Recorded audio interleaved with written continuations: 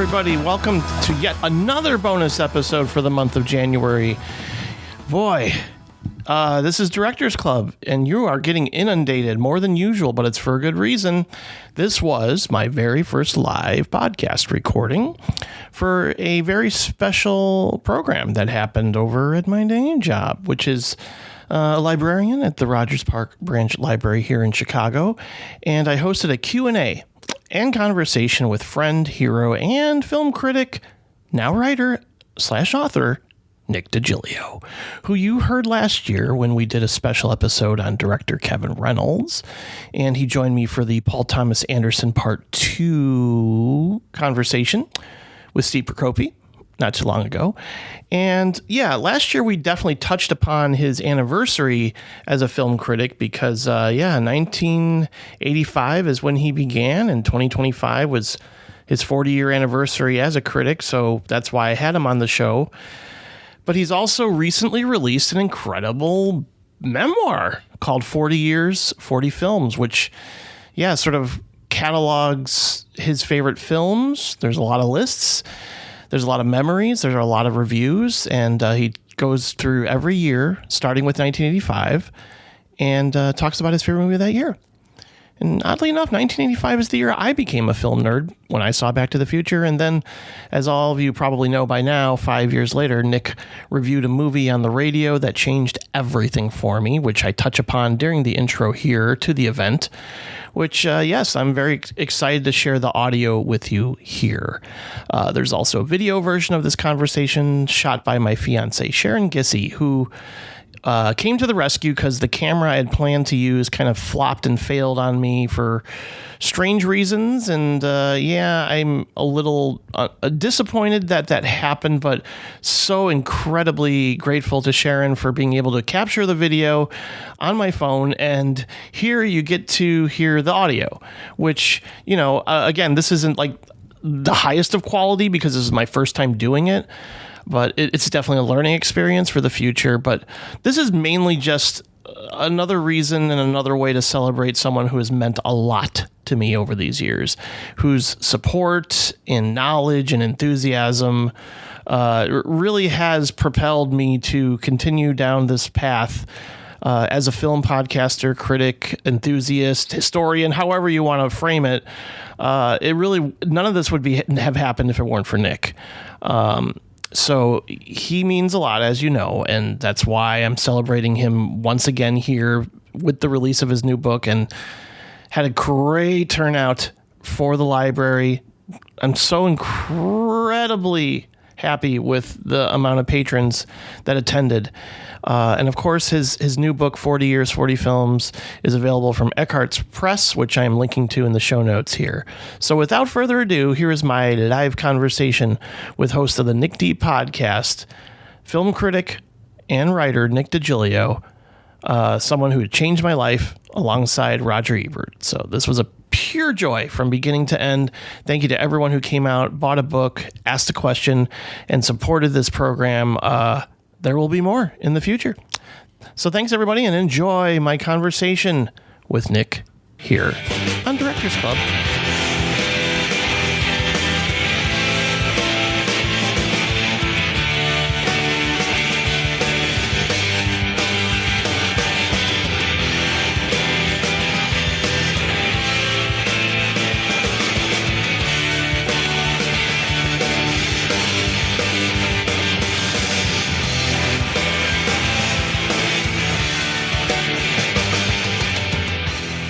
This is a very special event for me. When I was a teen, I was listening to an AM radio station called WGN when a film critic recommended a movie called Pump Up the Volume. Where'd you get that shirt? I got. You got connections. Yeah, I got connections. Gotcha. Yeah, I gotcha. I had specifically made for this event. But yeah, I mean, it was an important movie for me for a lot of reasons. It made me feel less alone because this movie, for those of you who don't know, it is essentially about an introvert who, instead of like going out to parties and playing sports, preferred to hang out in his parents' basement playing music as a pirate DJ and venting into a microphone. Do you think that might have had some influence on me, just like this gentleman here, who at the time I had been listening to him for a few months, going all the way back to 1990, and he'd been recommending films like War of the Roses, Drugstore Cowboy, Do the Right Thing, Sex, Lies, and Videotape. Provocative titles for someone who had just turned 13. But I never missed a movie review segment on the radio, the same way I never missed an episode of Siskel and Ebert on TV. The two most important art forms for me were music and film, and a lot of that comes from, Nick's passion, his dedication, his knowledge. I started going to the movies every weekend, and the whole world was open up to me, especially when I would see something like Pulp Fiction for the first time. And it's possible, too. I'm guessing I might have discovered my favorite director of all time, Paul Thomas Anderson, maybe on my own eventually, but it was both Roger Ebert and Nick Digilio's love of a movie called Magnolia that changed everything for me. I stood up and applauded at the end of that movie. Come on over. I'm sorry, man. Oh, that's okay. Here, there's a couple. Yeah, there's some seats here. You can sit over. Yeah, we'll make room, and we can also have more chairs too. But yeah, that movie is an acquired taste, of course. Magnolia. Yes, Magnolia. And that was also around the time that Nick got his own hosting gig as a radio host, but he has gone on to become an award-winning podcaster. He's been a playwright, and he's now the host of a wonderful podcast, the Nick Digilio Podcast, and a long member of the Chicago Film Critics Association. Now we can add writer and author to that long list of accomplishments for his incredible new book, 40 Years, 40 Films, which is what we're celebrating today, and it is a tremendous achievement, as you would expect. The title says it all, but it's also a memoir. It's a collection of lists, which I happen to love, and a beautiful summation of what makes Nick Digilio a Chicago legend in every single way. But don't take my word for it. Let's hear from someone who starred in two of my dad's favorite films, Groundhog Day and Sneakers, someone Nick has known for quite a while. He has something to say. Stephen Tobolowsky in freezing Los Angeles. But I'm not going to complain, because no matter how cold I am here, I'm not as cold as you are there. Oh, Chicago. Anyway, I want to congratulate you on your magnificent book, 40 Years, 40 Films. I'm a sucker for love stories, and your book is one of the greatest love stories I've ever read. I know it echoes the experiences I had as a child, the great movies, the great movie halls, and the way films were presented and how it affected our lives. In fact, it's probably what set me on my path to end up being a part of film history, saying Bing or passport, whatever. Thank you, thank you, thank you for your book. Thank you for your generosity in letting us into your life and experiencing this love again. Congratulations. Ladies and gentlemen, Nick Digilio. Oh, man. Jim, come on, man. Thank you. Wow, he's an incredible guy, Stephen Tobolowsky. And you've probably seen him in a million movies, Groundhog Day and Thelma and Louise, and I think he's probably in 6 movies now as we speak. And TV shows. Yeah. He's an amazing guy. That's really sweet, Jim. Thank you so much. What a nice introduction. I'm always shocked when anybody under 80 used to listen to me. And you were 13, which was I know, it's... And Thanks, it was man. at the time sweet. when my brain was developing, too. Oh, so I always God, think I'm sorry. What would have become if I hadn't discovered Nick? Who knows? But so you can blame him. No, I'm just so honored to be talking with you today. And I also, I have some questions, but we're also going to play some clips from a few of the movies featured in this wonderful book, which, again, it is a summation of you in so many ways. But how did this project sort of begin for you? Because for the most part, I just know your voice as a broadcaster, as a public speaker, as a podcaster. You definitely have written reviews and plays in the past, but never a full-blown book until now. So what was the impetus? What was the lightning bolt moment that said, I want to write a book? Well, writing has always been like a passion of mine in terms of like playwright, being a playwright. I've written a lot of plays that have gotten produced, and I directed and was in a bunch of them and stuff like that. It's easier to do when you're doing storefront theater and nobody gives a crap what you do. So it's easier to do that. But the writing process for me has always been a little bit maddening. So the idea of actually doing an entire book seemed daunting. It seemed daunting. Yeah, it was like, oh man, I don't want to do that. I don't want to do that. But last year, 2025 marked my 40th anniversary as a professional film critic. I started reviewing movies professionally in 1985, and that's a milestone. And I was thinking, maybe this should be celebrated, I think. So maybe I'll just gather up all my favorite movies from the past 40 years and put them in a book or something like that. And then at the great insistence of my lovely girlfriend who is here, the wonderful Juliet, who I adore, she kicked me in the butt and said, you should write a book, man. Just do it. Quit talking about it and do it. And so, she got me off my ass, and I started doing it. And writing to me seemed a little bit daunting. But once I went back and I looked at all my top 10 lists from the past 40 years, and it's included in the book, by the way. There's all my top 10 lists since 1985 are in the book. So there's over 400 movies in there listed and written about in the book.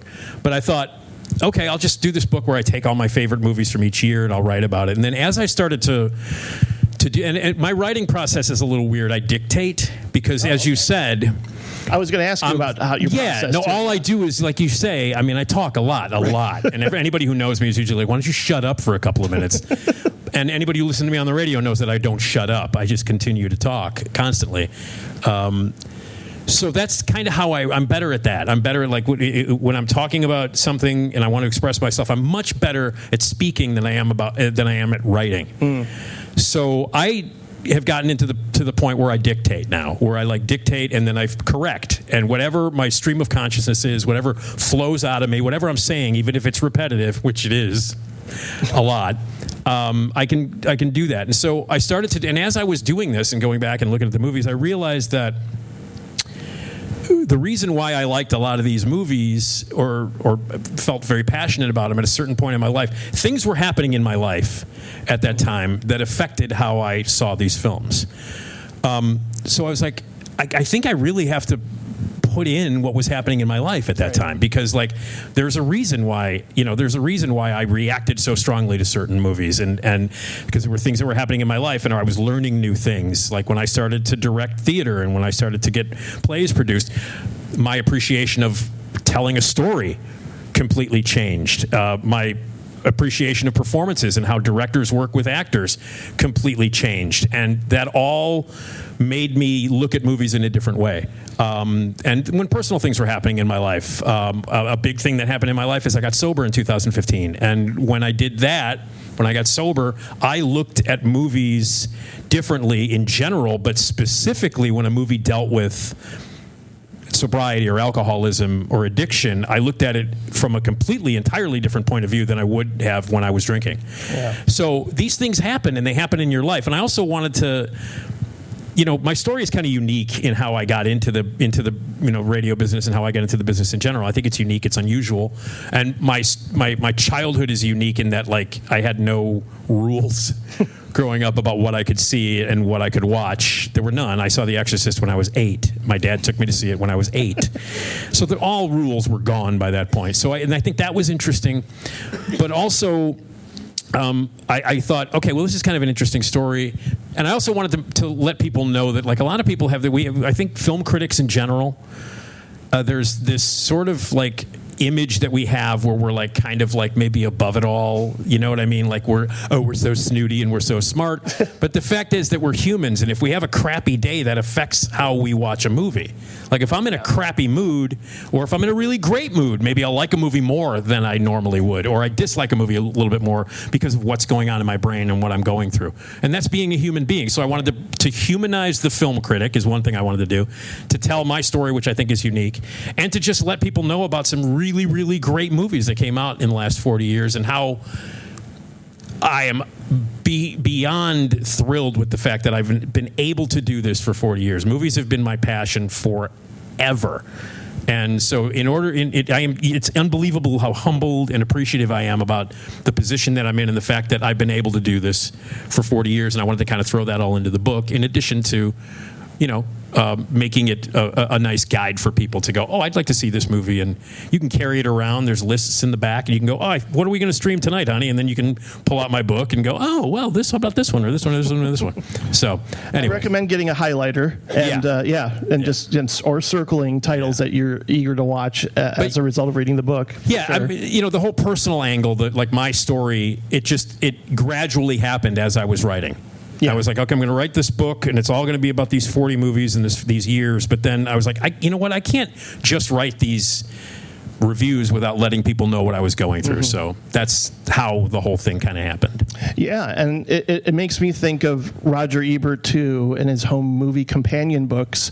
And those were definitely a collection of reviews, more or less. And, my dad back in 1990, it's a big turning point year for me, bought me the very first, well, not the first edition, but certainly the first time I ever read an entire book of reviews was Roger Ebert's movie Home Companion. And I like that you obviously include your takes on all your favorite movies here, but they're coming from a more personal place, and it does echo a lot of Roger's writing. Like, he would often insert like what he was thinking and feeling into his reviews. Yeah, and I appreciate that. I was, again, humbled, and Roger was not only a colleague, but he was a friend, and I knew Roger and I knew Gene, and it goes without saying that I know Roy Leonard, which I'm assuming we're going to talk about Roy. Yeah. So I was lucky enough to know those guys, and I was fans of their work, and I read them a lot, and Roger was a unique dude, and the way he wrote was unique. You're absolutely right. Also, Roger, coincidentally enough, got sober too, and there was a period of time when he started to write reviews in a different point of view, and I found that inspirational. When I got sober, Roger passed by that point, and after he died 2 years before I got sober, and so I never got to talk to him about my journey, but I did talk to him about his whenever I would interview him or anything like that. But yeah, I'm thrilled and honored that you would mention Roger Ebert in the same breath as me. Like the fact that that's even thoughtful, is even a thought in anybody's brain, is amazing, because he was clearly an inspiration in a lot of ways. And I know, as you mentioned, an inspirational figure for you is clearly Roy Leonard. Yeah. And I enjoyed his voice. He could just be reading a commercial, right? And you wouldn't even know it. Yeah, I know. Are you familiar with Roy Leonard? Do you guys remember Roy Leonard? Yeah. Roy Leonard was... the book is dedicated to Roy. For sure. My book is dedicated to Roy, and because I wouldn't have a career, I wouldn't have been on the radio, I wouldn't have written a book, I wouldn't have been syndicated, nothing without Roy Leonard. And so Roy was one of these special guys that doesn't exist in the broadcast industry. Just doesn't, because he's competent, and two, he's smart. And he was a really brilliant guy, and my initial connection to Roy was just as a fan. I grew up on Addison, blocks away from Wrigley Field. That's where I grew up. And as a kid, WGN was on my radio in the house all the time. And so, like, I was an only child. I'm an only child, and I grew up like 5 blocks away from Wrigley Field, and so I was listening to WGN on a regular basis. And so Roy was part of that. And so when Roy would come on, I would listen to him. But the thing about Roy Leonard was that he was accessible. Gene and Roger weren't. Like, I couldn't call up Roger and ask him what he thought of this movie, but I could call Roy. And I would call him as like a 13, 14, 15-year-old kid and go, why didn't you like Caddyshack? And then he'd go, well, because it wasn't good, or something like that. And then Roy, I was a regular caller. I was like Nick from Lakeview. And that's how they'd identify me. And I was a regular caller. And then Roy saw something in me. Like, I had this encyclopedic knowledge of film. And so Roy saw something in me. And, I became kind of a regular caller on the show. And he put me on a mailing list to go to screenings that he and WGN would sponsor. And then, we had that kind of relationship. And then the producer of his radio show was leaving, and he said, why don't you come in and interview for the job? And I was, what? And I just dropped out of Columbia. I was working at the Jewels. I was working at the Jewels. And I was just some smartass who was working at the Jewels who really knew a lot about movies. And so...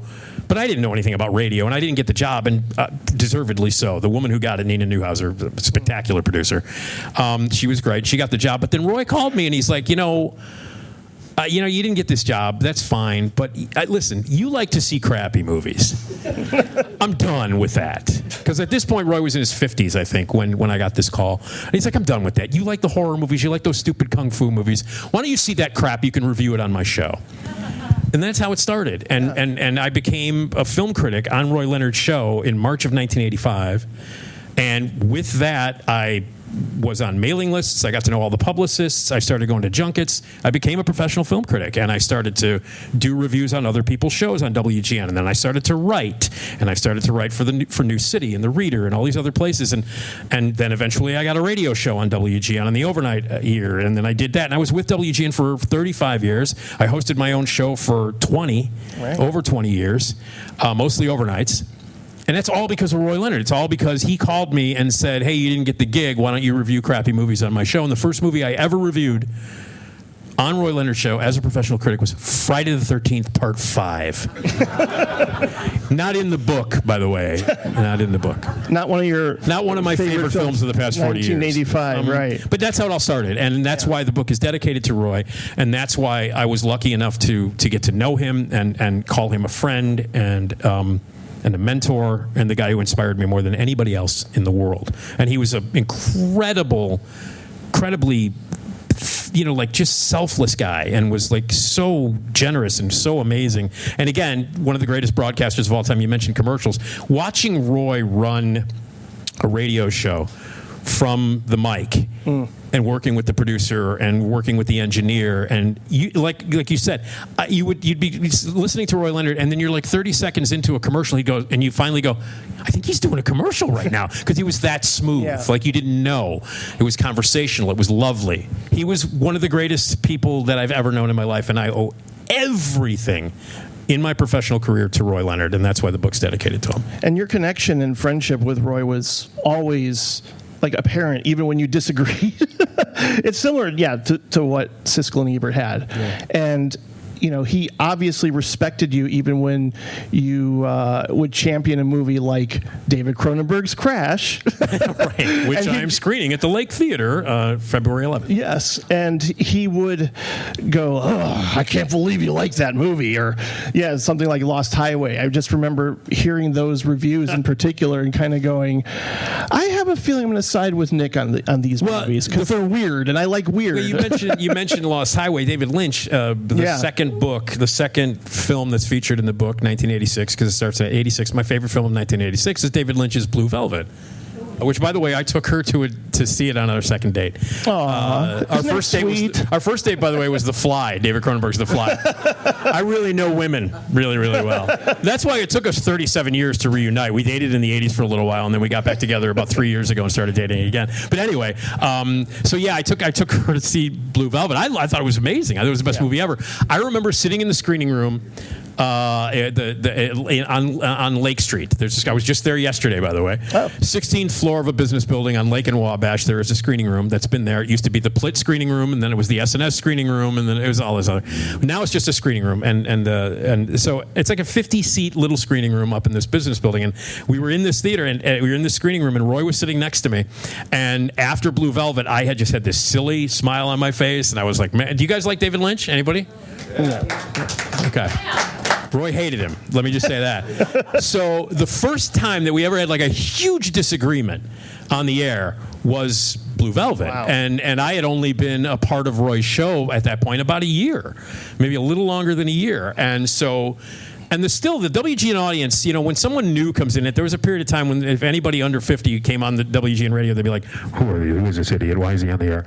And so people got very possessive. And so here I am, this young punk who loves horror movies, and I'm arguing with Roy Leonard, a stalwart on WGN, about a movie where a guy discovers a severed ear and all kinds of horrible things happen. And Roy hated it. I remember when the movie ended, he said, the movie screen was not made for crap like that, is what he said. But he used the S word. Roger. Oh, yeah. I know. A lot of people hated it. But anyway, that was the first time when like the audiences were like, "Who is this punk? I don't think I like him." And it was the first time we ever really argued. But there were times when Roy and I would disagree. But Roy was a professional. You know what I mean? Like we didn't like movies. That was beside the point. We were really good friends and everything. Yeah, like that. he wouldn't go, "You're dumb for liking that." Yeah, you're an idiot. Get out of my studio. He could have done that. Right. He should have done that, I think, a few times. Yeah. But anyway. Oh, you always had interesting callers, too. 1997 was another big year for me because that was the first year I called in to Roy's show. And Really? 97? yeah, and that was when I said, I have my own top 10 list. Can I read it on the air? And he was like, of course, this sounds great. We've never done Roy. this before with a listener. That's Roy. And yeah, and he was so cool and so kind. What was on your list in 97? Well, definitely Jackie Brown, Lost Highway, Boogie Nights, of course. Contact, because we love Zemeckis. Yes, we do. Yes, we do. But yeah, no, I mean, I felt really connected to the both of you in that moment, just because I'd seen all the same movies and pretty much had, very similar taste. And, it just felt like how you must have felt calling into Roy's show. Yeah. So I know. I'm glad that was a great year. I'm glad. I'm glad that we were able to do that to you. And I remember you calling in, and you're just really. You're a special dude, Jim, and no, I'm serious. You are, and I appreciate everything, all the kind things that you've said about me over the years. You've been one of my biggest supporters, and you have no idea how much that means to me, truly. And I love doing what I do, the podcast, stay connected with the audiences and stuff like that, because of the kind of relationship that you and I have. Exactly, and that's blossomed into us connecting with other great film critics in Chicago here too. Absolutely. 97, by the way, my number one movie was 187. A movie that nobody has seen. Probably.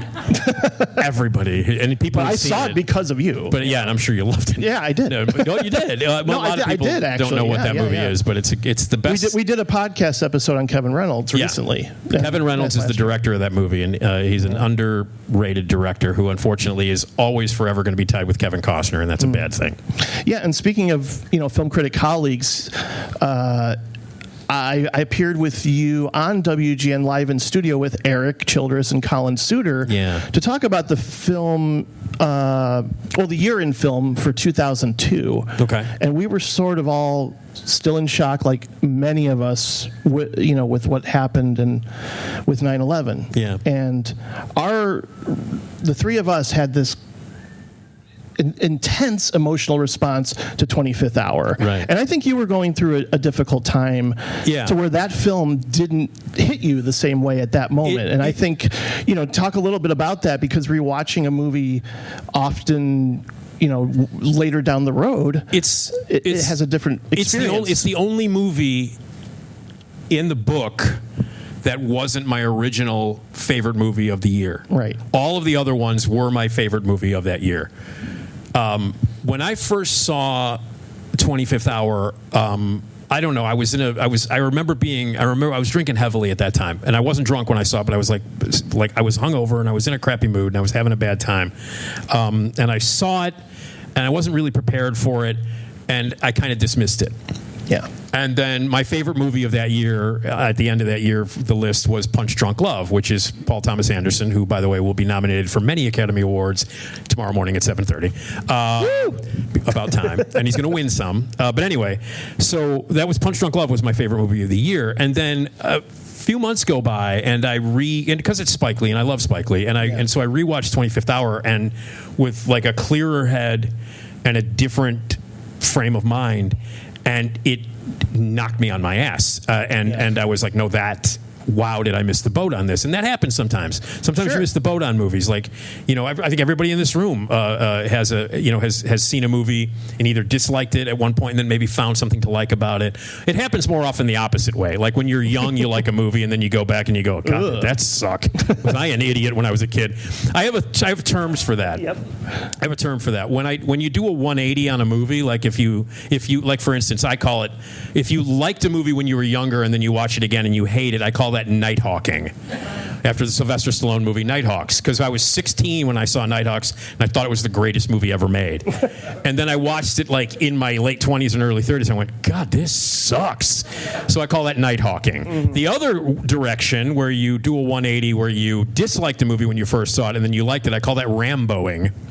Because when I saw Rambo in 1985, I hated it. Now I think it's like the greatest movie ever made, and I love Rambo. So whenever I do a 180 on a movie that way, so I Ramboed 25th Hour. I didn't dislike 25th Hour. You're talking about Rambo First Blood Part 2, though, right? Yeah. Okay. Yeah, Rambo. Because Some people think that, the original. First Blood is a legitimately good movie. Yeah. First Blood, actually, I think is the best Sylvester Stallone, legitimately great film. But anyway, I digress. Shocking. But anyway, so I Ramboed 25th Hour, and also another movie that I just popped into my brain that I really hated the first time I saw it, but now I love is, have you guys seen Southland Tales? Oh, well, yeah. You gonna go Southland Tales? Yeah. Richard Kelly movie? Amazing. The first time I saw it, again, massively hungover and in a crappy mood. And I saw it at the Piper's Alley. Do you guys remember the Piper's Alley theaters? Yeah. The worst theater. They were the worst theaters ever. Like the projection was always bad. There was nobody there. Like you could walk in and there was nobody at the box office. There's nobody. Like, it's attached to Second City, right? Well, yeah, it's right next to Second City. And I walked in there, and by the end of the life of that theater, I felt like, well, do I have to go up to the booth and turn the movie on? What the hell is this place? So I saw it there. The projection was bad. The sound was bad. I was hungover, and I love Donnie Darko. And Southland Tales is really weird. It's much weirder than Donnie Darko. And I just wasn't in the right frame of mind. And then literally 6 months later, I'm watching it at like 2 o'clock in the morning on cable. I'm like, this is the greatest movie I've ever seen. So I did a 180 on Southland Tales. But it happens, you know? Yeah, I mean you talk about that too. I think that's what I've always appreciated is you're vulnerable. And that's not something we always get from film critics. Yeah. Like you talk about, like they're not as open with their own lives. Well, that's the other thing. When I started hosting my own radio show, I share a lot. Yeah, I do. On my podcast, I share a lot. And sometimes I'm like, the people who are in my life, I'm always, is that okay I said this? And is it okay if I talk about that? Because I have a tendency to just, whatever's going on in my life, I share it. Yeah. And it's because of like listening to WGN when I was a kid, it felt like these guys on the radio were family. And my show happened to be on at a very, very intimate time. I was on overnights. And when you're on overnights, and I've talked to a few people who came up and bought a book, and thank you very much. I appreciate that. Who used to listen to me when they were working second shift, they were getting off their shift, or they would listen when they were on third shift. People were up at night. It's a very, very intimate time, and you could call in and talk to the listeners. And I became friends with a lot of listeners, on the airwaves. Like people would call in, and I would talk to them, and then they were regular callers. There were people who were ill, who were sick, who were up in the middle of the night. People who had to take care of their kids. They got a baby, or you're taking care of an elderly person who's up in the middle of the night, or you're working third shift, you're a security guard or whatever. And it's a very, very intimate time. So I would share with my listeners. I got to the point where I was like, look, you guys are listening. I appreciate you guys being here, so I'm not going to bullshit you. I'm going to tell you exactly what's happening in my life, and I'm going to share it. And I was offered during the 20 years that I'd hosted shows on WGN, I was offered a different day part. I was offered middays. I was offered afternoon drive. I turned it down. I turned them down because the overnight was just something that was special to me. So if people would share their lives with me, I would do that. I would reciprocate and share with them. Sometimes to a detriment. Like I would share a lot, and there are people that I know, over the years who'd be like, "Why don't you shut up?" And like, sometimes I don't know. But anyway, no, that's what I do. I talk too much.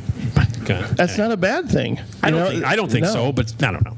But either way, everybody's glued to technology in their phones nowadays, so it's refreshing to just communicate and connect in the way that we have. But also with movies. It's one of my favorite things to do. Yeah. Is connecting. It's one of my favorite things to do. That's why it was really hard for me to adjust to the world of podcasts, because there's no immediate connection. Like I do the same kind of, it's the same style. My Nick D podcast, not my SNL podcast, but the Nick D podcast is very similar to what I used to do on the radio.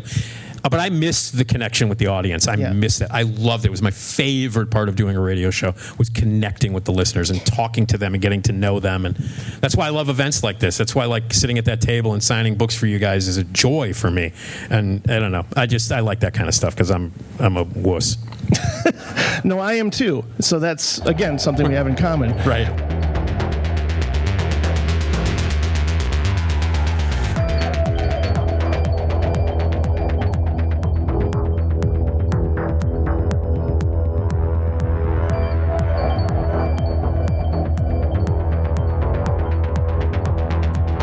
Santa Claus, we get him. That's the ad campaign. There it goes. I have the chills.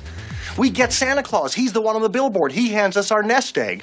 We associate for the first time ever Christmas and Las Vegas. Las Vegas, a Christmas place to be. And I wanted to play some clips. Okay. 5 movies, 5 From clips. the book? From your book. Particular movies that have resonated with me that I would say are probably at the top of my list for that particular year that they came out. Okay. And we'll just play a clip from a movie, and then you can just share your thoughts about why you love it as much as you do. Okay. Simple enough. No, it's not. Tobolowsky's not going to pop up. No. Okay, I just want to make sure. Lost in America, 1985, Albert Brooks, a masterpiece. Yeah. 22. 22. Why do you love Lost in America as much as you do? Okay. One, I think Albert Brooks is a comedic genius. I think he is currently the funniest human on the planet. He's only written and directed and starred in 7 films of his own. And 5 of them are masterpieces, and 2 of them are really good. He's never made a bad movie. I think he's brilliant. I think he's so funny. I think that as a filmmaker, he's astonishingly smart craftsman. Like the framing of his of that scene alone is just like really beautiful. And he's just, as a technical side, he's an amazing filmmaker. But on top of that, he's just hilarious. Lost in America, to me, is the best satire of the 80s, and it was shot in 1984. We were only 4 years into the decade. And he nailed the 80s. He nailed yuppieism. He nailed consumerism and greed better than anybody did ever. And the movie came out in the early part of 1985. It's also just non-stop funny. Like it's 92 minutes, and there's it's funny the entire time. There are classic comedic sequences in the movie. The scene where the character that Albert Brooks plays is an advertising exec, and he tries to negotiate getting his money back from a casino. With a scene with Gary Marshall, where Gary Marshall is the manager of this casino, and he's trying to get the money back that they lost in the casino. He and Gary Marshall in that scene, absolutely brilliant. Some of it improvised, absolutely brilliant. And just like, there's just something about Albert Brooks, in his tone, his style. I love him as an actor. Like in broadcast news, he's brilliant in broadcast news. Mm-hmm. He's brilliant in everything he does. He was just in the extraordinarily overlooked Ella McKay, which is James L. Brooks' last movie that 4 people saw. But he's brilliant in that. Mm-hmm. I'm a huge fan. I've been a fan of his since Saturday Night Live. He did short films in the first season of Saturday Night Live. He wrote, directed, and appeared in a series of short films just during the first season of SNL. That's where I first noticed him. And I'd noticed him as a stand-up before that, like on Merv Griffin and stuff like that. But the first time I became a fan of his was that. And then when I saw Real Life, I was in high school when I saw Real Life. And I was like, this guy is a genius. By the time he made Lost in America, it was his 3rd film. He did Real Life, which is a masterpiece. Modern Romance, which is one of the best movies ever made about relationships, ever. And then by Lost in America, he had established himself as one of the great comedic filmmakers of all time. And Lost in America, it's a perfect movie. There's nothing wrong with it.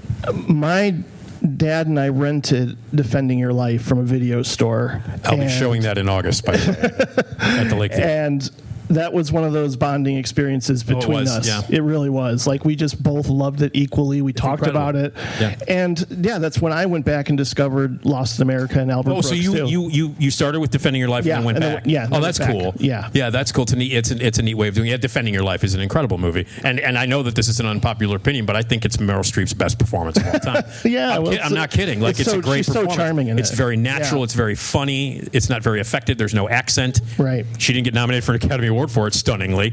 But I think it's her. I just love that. Defending. I love everything about Albert Brooks. He's just. What two Brooks films are not masterpieces? The Muse. Do you know The Muse? That's probably why you don't. And Mother. It's like his Hollywood satire. And I like Mother, but I like The Muse. I think they're both really good. But the other five are like. And even looking for comedy in the Muslim world, I know a lot of people didn't see that movie and don't know it. I think it's brilliant. But The Muse, and I still like it, and Mother, and I still like that. Those are the only ones that are. Oh, Mother's is a delight because of Debbie Reynolds, for sure. Yeah, Debbie Reynolds is fantastic, and there's great stuff in Mother. There's fantastic stuff in that. And now for something completely different. Monty Python? No, we could, but let's. We got a couple of very different films that are darker, we'll say. But one in particular, this next one from 1993, I will go on record as saying it is the single best film I've ever seen about post-traumatic stress disorder. And I relate to the character of Jeff Bridges in this film so much. My favorite actor, by the way. And Jeff Bridges is my favorite actor. It is possibly my favorite acting performance. So we got a scene here from Peter Weir's amazing film, Fearless. You can't do it! You want to kill me, but you can't! How he didn't win every award imaginable for that performance. Well, he wasn't even nominated for that. How many people have seen Fearless? Woo! There should be more hands up. It is an astonishing movie. It is overwhelmingly beautiful and powerful, life affirming. And it's a journey that you take with this character that Jeff Bridges plays. In it, he plays a guy who survives a plane crash and can't connect with his wife or his family. Can only connect with the people who were on the plane with him, particularly Rosie Perez, who's extraordinary in the movie. It is overwhelming. The first time I saw Fearless, and actually every time I watch Fearless, and I've seen Fearless many, many, many, many, many times, the last 5 minutes of the movie destroy me. Like, I can't function at the end. Like, I am bawling at the end of the movie, like hyperventilating. It's unbelievable. And the effect that movie had on me. And again, I saw it in that same room where I saw Blue Velvet, sitting next to Roy Leonard. We were watching that movie, and it was a decidedly different response from the two of us after that movie, because Roy was overwhelmed by it too. And I couldn't, I literally could not. I was just I was like sobbing. Beautiful. The last scene in that movie is just this insanely beautiful moment. And everything comes together. It is a movie about post-traumatic stress disorder. There's no question about that. It's about dealing with letting go of your life and of your commitments, and then getting it back. And anchored by, an unbelievable performance by Jeff Bridges.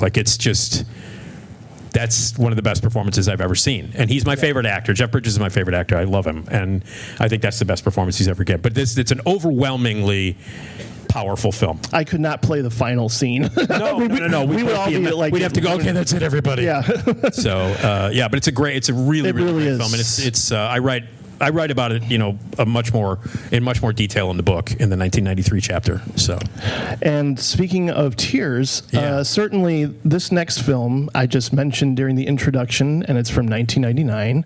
It happens to be your favorite film of all time. This is my favorite movie of all time. And it's very hard to clip what am I going to take from this 3-hour plus movie, right, and sort of summarize. I'm curious to see what you chose from the movie. It is a montage, but it's a very special, very beautiful one that even out of context I think will still work its magic, because it is Paul Thomas Anderson's Magnolia.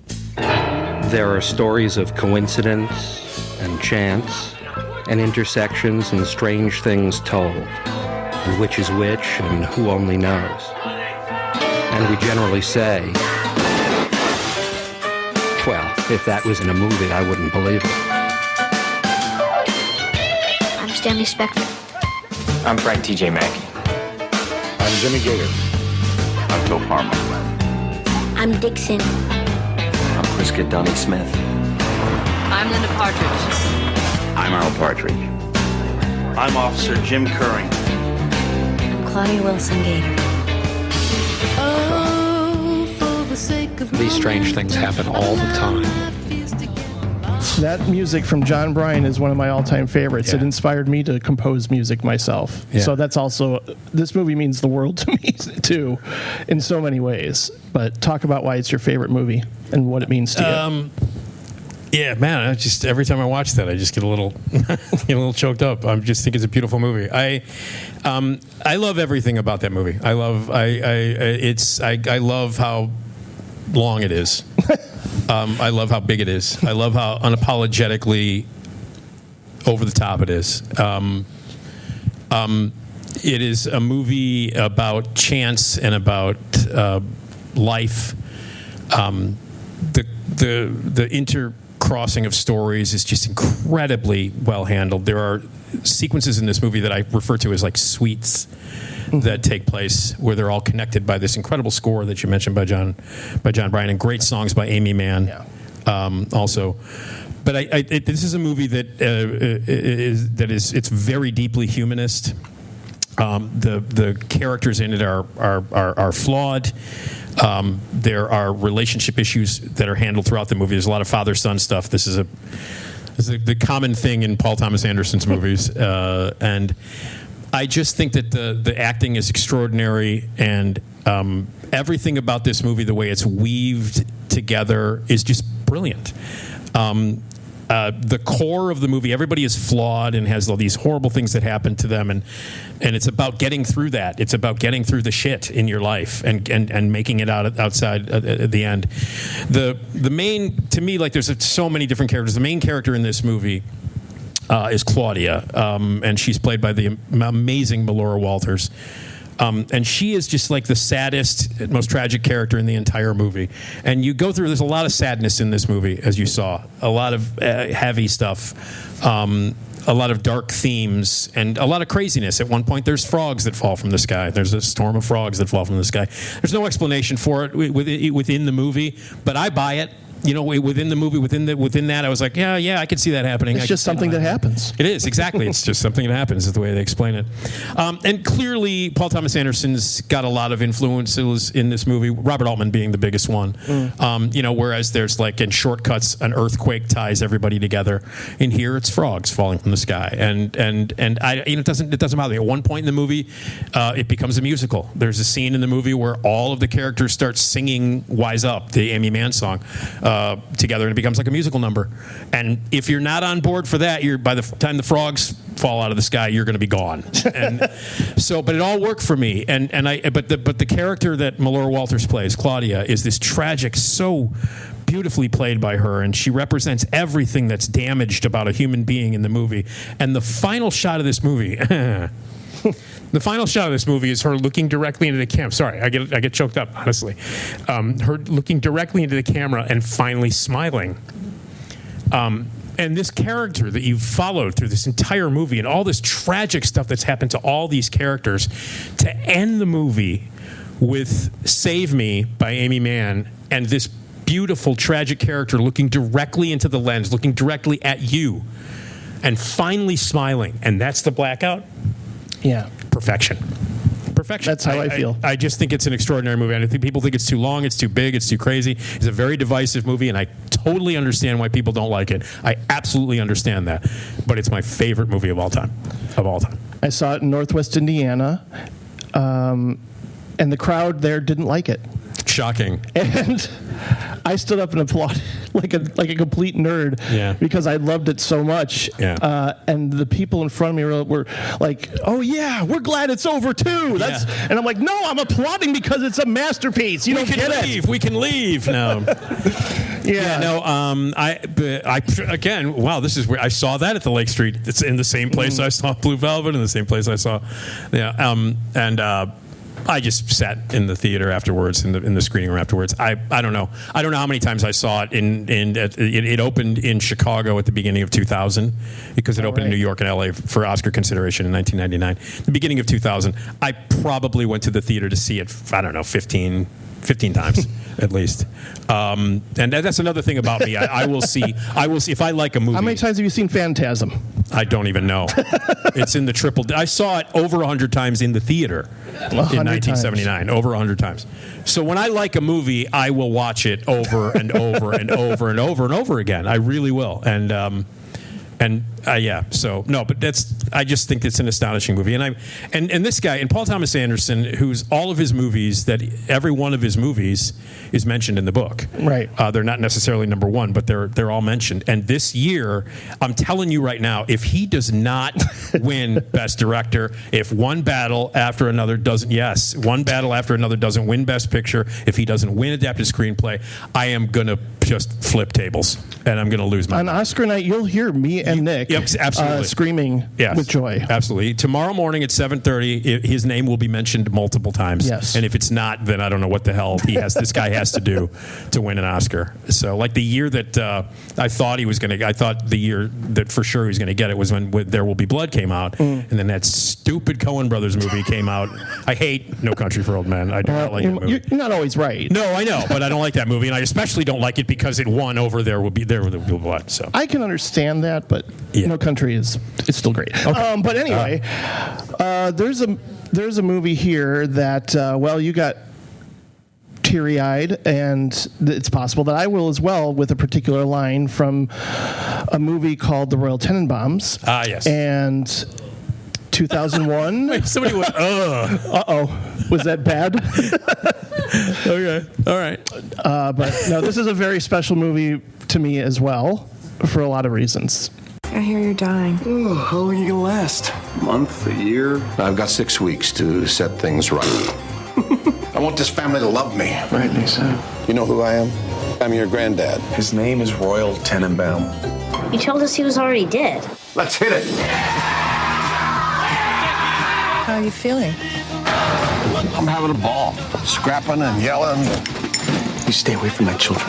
Do you understand? My God, I haven't been in here for years. Hey! Are you listening to me? Yes, I am! Mixing it up.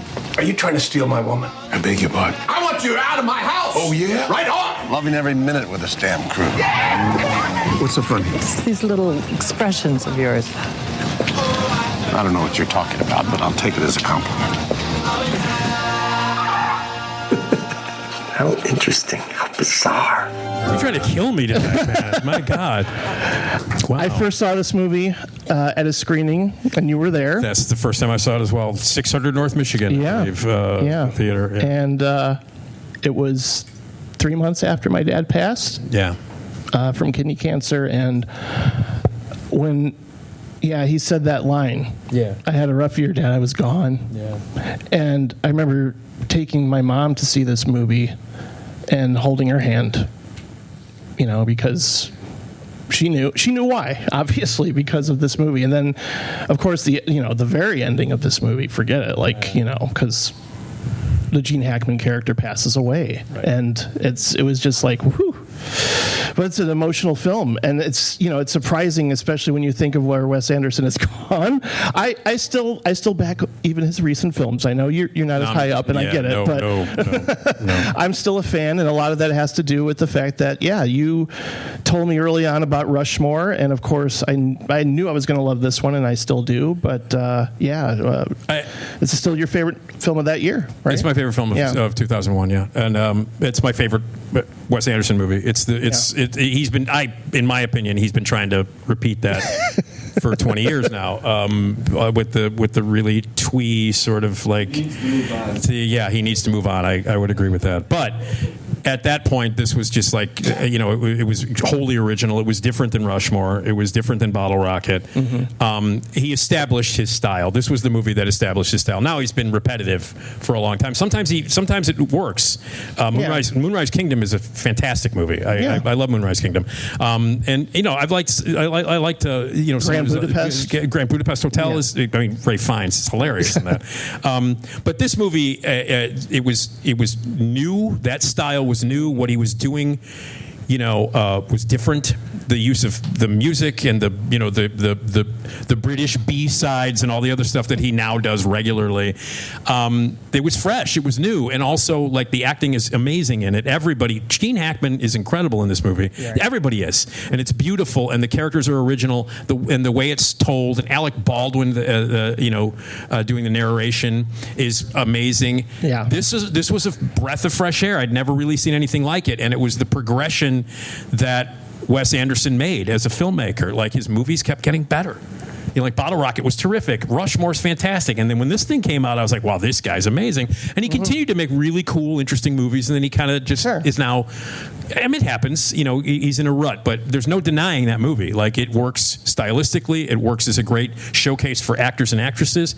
It's incredibly original and it's very emotional. It's a beautiful movie. And, Rushmore and Royal Tenenbaums, two of the best soundtracks too.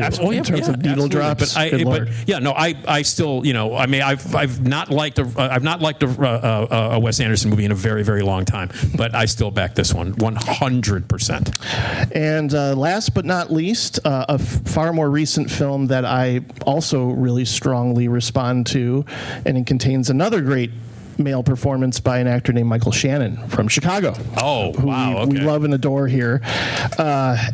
He's just doing everything now. He's like a Renaissance man. He's like singer for an REM cover band now. Yeah, he's doing it all. Yeah. And been involved with so many great projects. But there's just something about Take Shelter that really blows my mind. And so we're going to watch one of my favorite pieces of acting of all time. And then we'll open it up to questions for all of you. Cool. I've been having these dreams. They always start with a kind of storm.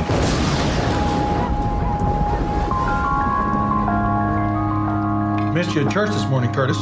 Thinking about cleaning up that storm shelter out back. Where the hell have you been? I know. I'm sorry. I had to run in here. I'm gonna build out the tornado shelter in my backyard. I could use some help. The hell you want to do that for? This needs to be done. You didn't say one word about this to me. I didn't want you worrying about it. Samantha. Are you out of your mind? One of the best films about struggling with mental health that I've ever seen. Yeah.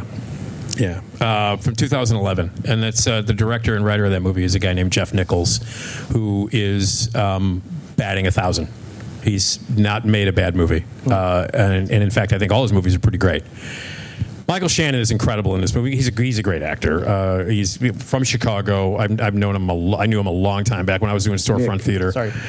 Back when I was doing. He's coming back. Hi, Steve. How are you? He came buddy? back on there. Okay, there we go. I knew Michael Shannon when he was living in his car.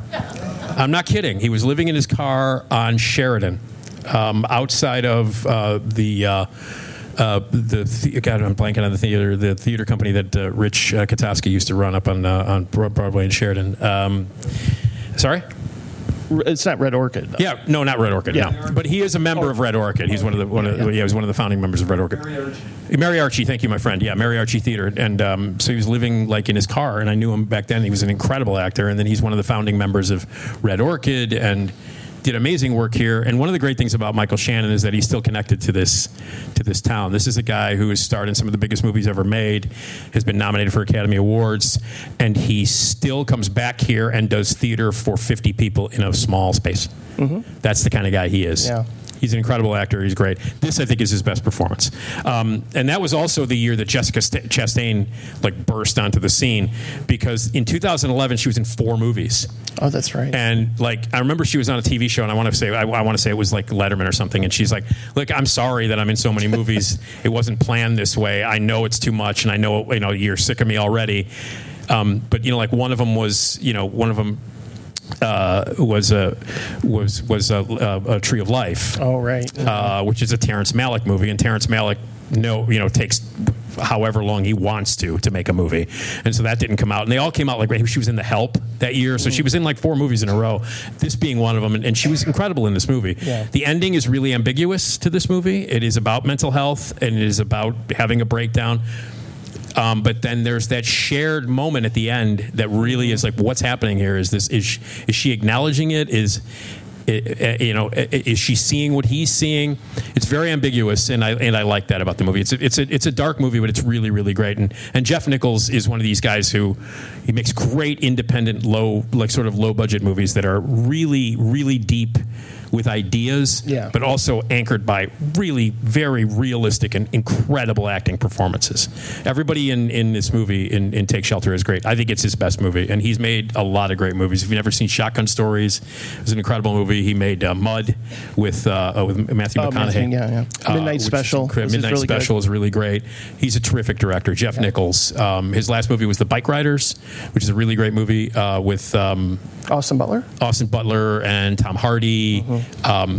Really terrific movie. So, it's a special movie too. Yeah, it is. Take Shelter is a great film, and it kind of was under the radar. It's no pun intended, but it was kind of like under the radar when it came out, and more people need to see it. And it is Michael Shannon's best performance. So if you've never seen it, it's astonishing. It's a great piece of work.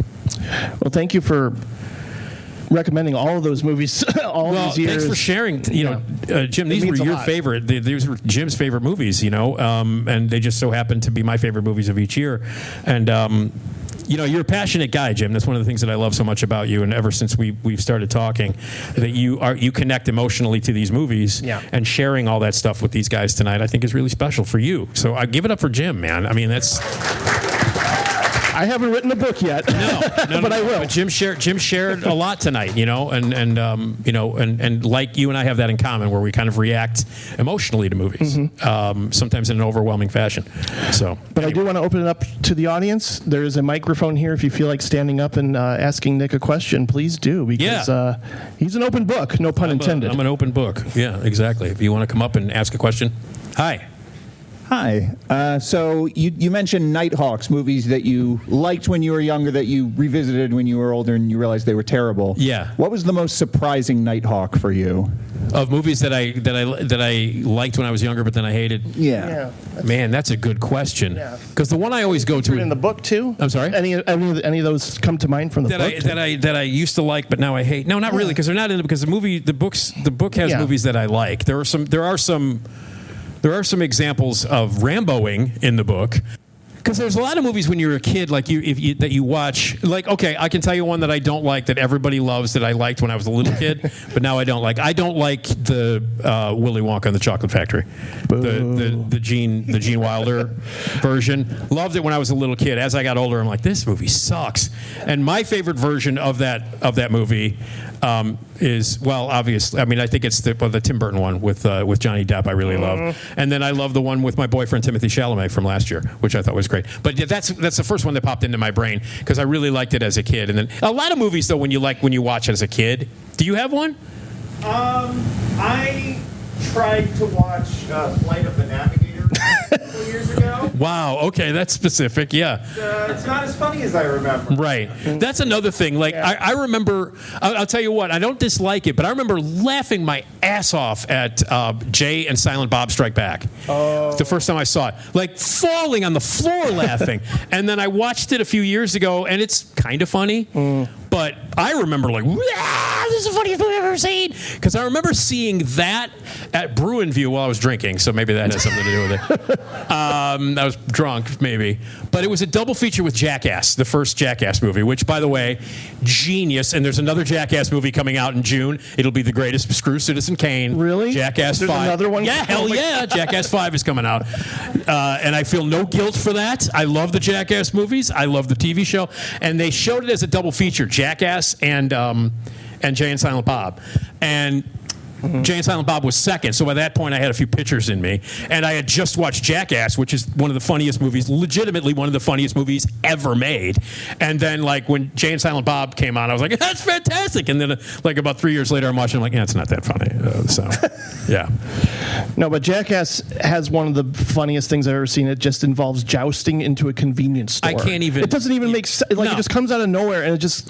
I don't understand it, but it's just what I love about it. No, it's because it's so random. I remember I caught a lot of shit when that movie came out, because it came out in 2002 when Jackass came out, and I said it was a better documentary than Bowling for Columbine. Like I said that, and I still maintain that. I think it's a better documentary than Bowling for Columbine. It's a much more honest documentary than a Michael Moore movie is. So, anyway, yeah, not a fan. Not a fan. Yeah. But anyway, they don't have to go to the mic, right? Yeah, just shout it out. What movie represents Chicago the best? Chicago. So you mean like best use of the city, or No. like what is the best Chicago? Yeah, like what you're like. This is Chicago. Well, okay, that's hard for me to. It's hard because I mean, if you're talking about what best kind of represents Chicago, it's a movie I don't like, and it's The Blues Brothers.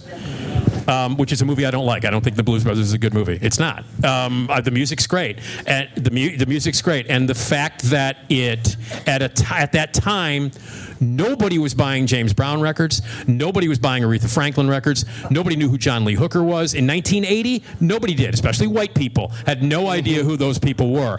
So I love the Blues Brothers for what they did musically and shining a light on artists like Aretha Franklin and all that stuff. That's fantastic. The movie's stupid and it's not very funny. But if people say, what's a Chicago movie? Blues Brothers. Now, for me, the best use of Chicago, one of my favorite movies that's ever been shot here, directed by the great Andy Davis, who did The Fugitive and a bunch of other movies. Stony Island, which is awesome. Stony Island is a great movie. But my favorite use of the city is in a Chuck Norris movie called Code of Silence. Exactly. And if you've not seen that's right. If you've not seen Code of Silence, it's a Chuck Norris movie, but it's a good Chuck Norris movie, like legitimately good. And it's a great cop movie, and it's a great use of Chicago. The locations in that, because everybody who shoots in Chicago is like, let's show the Buckingham Fountain, let's show the Hancock Building, and blah, blah, blah. Ferris Bueller. Oh, don't get me started on that movie. But yeah, so if you've not seen Code of Silence, fantastic. So what movie do I think represents America? I don't. Magnolia does Magnolia. Jackass, yeah. Jackass is good, yeah. I'd have to think about that, but I mean, man, America Right Now too. Well, America Right Now is Children of Men. I'm not kidding. Children of Men. Have you guys seen Children of Men? 2006, Alfonso Cuarón with Clive Owen. That's a documentary now. Yeah. Yeah, back in 2006 when that movie came out. By the way, that movie takes place in 2027. Okay? It takes place in 2027. In 2 years, that might legitimately be an ABC special to show you what's happening in the streets. I'm not kidding. Yeah. Quite prescient. I'd have to think, it's a great question, though. I'd have to think about that. But Jackass, I'm going with Jackass. Back to the Future 2? Back to the Future 2. Yeah, where Biff becomes Trump in Back to the Future 2. Pretty much. I remember when Trump got elected in 2016, because that movie takes place, that Back to the Future 2, the futuristic stuff takes place in 2015. Yep. So they were a year off. They were only a year off on the Cubs winning the World Series, because in Back to the Future Part 2 in 2015, the Cubs win the World Series. Yeah. And that's played as a joke because the Cubs were never going to win the World Series. And also, Biff basically becomes Trump in that movie. That happened in 2016. So Robert Zemeckis, genius, by the way. Of course, yes. Who I love. We know that. Who, by the way, is mentioned in almost every chapter of the book, because I worship the ground that Robert Zemeckis walks on. Robert Zemeckis and Bob Gale, I remember in 2016, they were like, don't blame us. We didn't, we just wrote this thing a long time ago. Don't blame us. So, Medium Cool, yes. Great film. Masterpiece. Haskell Wexler, amazing film. Yeah. Robert Forster. Yeah, an incredible movie, shot during the '68 convention. Yeah. Medium Cool is a great one to mention. If we're talking Chicago movies, legendary. Right. Yeah. Mm-hmm. Yeah, it's great. That's a great one. Did you ever have any big stars on your show? On my show? Yeah. I mean, well, I mean, over the years, I've had a lot of really cool people on the show. I got to say that I've talked to a lot of filmmakers that I really admire. I mean, having John Carpenter on my show a couple of times. John Carpenter, in the book, because the opening chapters of the book are autobiographical. They're about me growing up. And when I saw movies as a kid, I grew up seeing movies downtown in the Loop. In those grindhouses in the 70s, and I used to see, back when there was about 12 theaters within walking distance in the Loop. There was the Chicago, the State Lake, the Roosevelt, the McVickers, the Loop, United Artists, the Woods, Oriental. They were all there, and I was in the 70s. That's where I saw all my movies. I saw triple kung fu features. Most of the audience that I saw it with were African American, and it was a completely different experience culturally, and I just treasure all of that. That's how I grew up watching movies. And one of the movies that changed my life, the movie that changed my life was Halloween, was John Carpenter's Halloween. I had seen a million movies by that point. This was 1978. I was 13. So by the time I was 13, I had seen a million movies in the loop grindhouses and stuff that was completely inappropriate. My dad bribed a manager at the McVickers Theater to let me in to see a movie, to let me in to see a movie so that I could get a barf bag. Mark of the Devil, yes. Like nobody under 18 was admitted, and I was probably 9 or 8 or 7, and it was under 7 because I wanted the barf bag because it came with a barf bag, and it was Mark of the Devil, this notoriously violent movie. And so my dad called out the manager. The person wouldn't sell me a ticket, wouldn't sell my dad a ticket for me. And my dad bribed the manager, and I got in, and I got my barf bag. So, but by the time I was 13, I had seen a ton of movies, but I really wasn't aware of, I saw the credits and I read them, and I really wasn't aware of what anybody did. But when I saw Halloween, something shifted when I saw it. And while I was watching that movie, I began to realize what a director did. So John Carpenter, to this day, is like my personal hero, my favorite director. Because when I saw Halloween, when it was over, I walked out of the Chicago, I was playing at the Chicago Theater, and I walked out and I went right to the poster, and I went over and I looked to see who directed it, and I made a note of it, and I was like, John Carpenter. And from that point on, I dove into directors. I started to read about the auteur theory. I started to dive into, foreign directors. I got into Kurosawa, and I got into Fellini, and I got into Coppola, and I got all of this stuff. And then I started to pay attention to who directed something. So having Carpenter on my show twice was amazing. That was amazing. But I have to say, I can't off the top of my head. I've had a lot of big stars on my show in the past. But I have to say that in the world of filmmaking, one of my favorite interviews that I've ever done, and who became, obviously Tobo is up there. Tobo's become a friend. Stephen Tobolowsky's become a friend, and that was really nice, man. Thank you for doing that. But George Romero is probably my favorite interview that I've ever done. George Romero created Night of the Living Dead. By the way, horror is my favorite genre, if you don't know that. That's also in the book. But not all the movies in the book are horror, obviously. You know that. None of the ones that we showed were horror films tonight. But George Romero was amazing. And I was only supposed to have him on the show. We booked him for 45 minutes. He stayed on for 3 hours the night I had him on. And he had said that was the best interview that he had ever been a part of. Aww. And I got to meet him at the Flashback Horror Convention, of which I am a host and a moderator there. I've been doing that for 25 years. And I got to meet him, and we sort of became friends. Like George Romero, one of my absolute heroes, the man who invented the modern day zombie. Like one of my favorite filmmakers, one of the greatest satirists of all time. And he dug me, and I dug him, and he was on my show a bunch of times. So if I had to pick the number one, the first night I interviewed George Romero back, I believe it was 2003.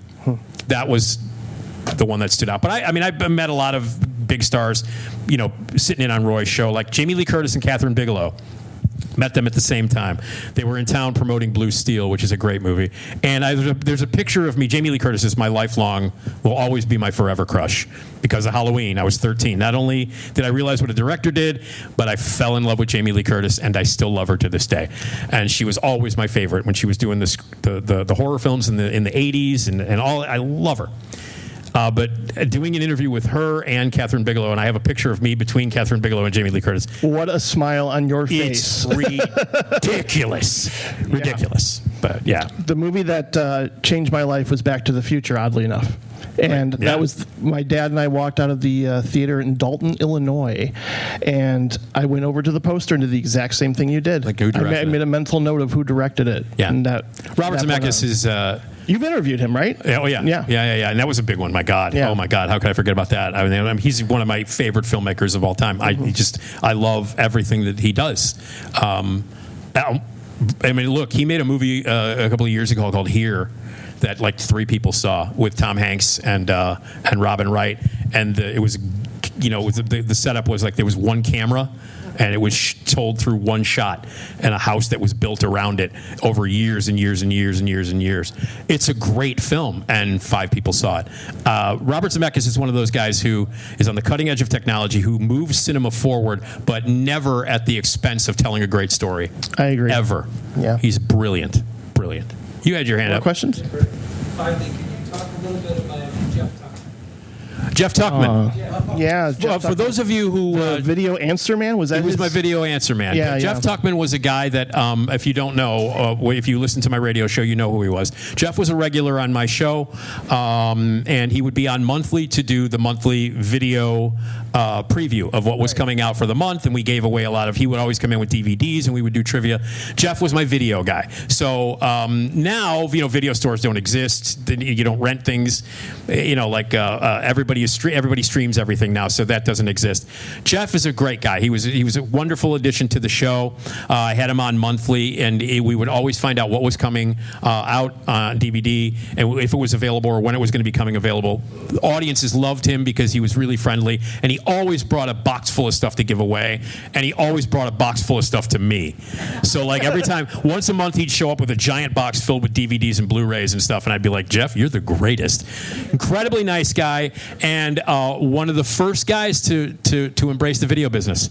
Like when it was being denied, when nobody knew it was going to take off, like when it was only beta, Jeff was there at the very, very, very beginning, and he was an innovator in that world. And when it took off in the 80s and into the 90s, he was on top of it and better than anybody and knew more about it than anybody. So he was one of my favorite regular guests of all time. I love Jeff. Loved him. Got time for a couple more. Get Out. How do I feel about Jordan Peele's Get Out? Okay. Oh, you want me to answer that one? It's the only movie of his I like. Yeah, I like Get Out. I think Get Out is really good. It doesn't age well, but I like it. Us has some moments. I hated Nope. I absolutely hated Nope. I thought Nope was terrible, but I like Get Out. You know what? For me, I'm always going to love Jordan Peele because he's in Key and Peele, and that's the greatest sketch comedy show of all time. And I love Key and Peele, so I like him. But I like Get Out. I think it's good. And hey, you've got great taste in movies. Magnolia is one of my favorites. Magnolia is one of your favorites? Fearless is great. Thanks, man. Bridges should have. Why not? He should have. I agree. Do you have a copy of my book? You should get a copy of my book. That's what we want to save time for. I'll be right over there. We want to save time for that because I'll be right over there selling and signing copies of my book. Yeah. Oh, let's just do one more. One more, and then we're done. Are you able to tell within the first 5 or 10 minutes of a movie whether you're going to like it or not? See, that's an interesting question because that's a thing. Because I come in, listen, man. Everybody who knows me knows that I carry baggage with me into movies. If I don't like an actor or an actress, if I don't like a director, I walk in and go, "Prove me, prove it." So sometimes I'm an asshole when I walk into a movie. So yes, that's true. Sometimes within 5 minutes, I'm like, I'm not going to like this. I'm not going to like this. And then there are other times when I completely my mind completely changes. When I walk in with the lowest expectations and I walk out really liking a movie. That happens, and I love that when that happens. I walk in with really low expectations, and then I end up really liking it, or vice versa, where I walk in thinking I'm going to love a movie, and it was bad. I just saw a movie called Crime 101, which comes out in the middle of February. I was really looking forward to it. Director is really cool, got a great cast. Not good. But within the first 5 minutes, I was like, oh, this is really cool. And then it took about 15 for me to go, uh-oh. Yeah, there are movies that have great openings and then suck for the rest and vice versa. But that's true. Yeah, it's true. All right, we got to wrap things up here so we can have some time for books. Give it up for Nick Digilio. Thank you guys so much. Thank you, everybody, for coming out. We really appreciate it. If you guys have questions or anything like that, I got a few minutes. Yeah. I'm over here, and I'm selling and signing books. It's $25. I've got Venmo, PayPal, and cash if you guys want to do it. Thanks, everybody. And we can chat over there really quickly. Thanks, guys. Thank you, Jim, everybody. Thanks, man.